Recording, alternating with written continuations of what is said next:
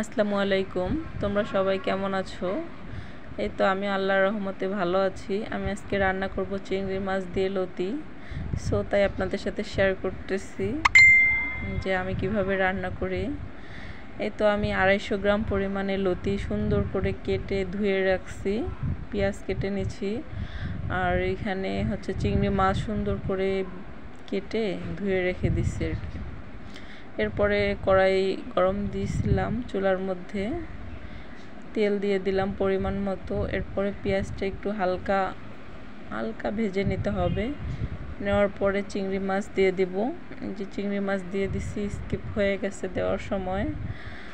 So হালকা ভেজে নেওয়ার পরে এই তো পানি দিয়ে দিলাম। দেওয়ার পরে লবণ, হলুদ, এরপরে মরিচ গুঁড়া দিয়ে দেব। মরিচ গুঁড়া দিয়ে দিলাম। দেওয়ার পরে একটু সুন্দর করে নেড়ে দেব। নেড়ে চেড়ে দেওয়ার পরে এখানে জিরা গুঁড়া অ্যাড করব। এরপরে আদা বাটা, রসুন বাটা একটু করে দিয়ে দিতে হবে। সো দেওয়ার পরে সুন্দর করে কষায় নিতে হবে। আসলে যে কোনো তরকারিতে মশলা যত সুন্দর করে আপনি কষাবেন, যত ভালোভাবে কষাবেন, তরকারিটা তত বেশি মজা হয়। আমার কাছে তো তাই মনে হয়।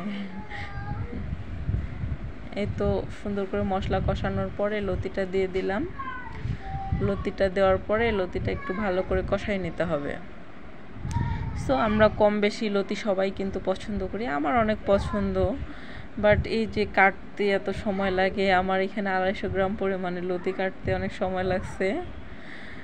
কারণ লতি সুন্দর করে না বাছলে আবার ভালো লাগে না। এই জন্য আর কি, খেতে যত মজা কাটতে তত কষ্ট আর কি।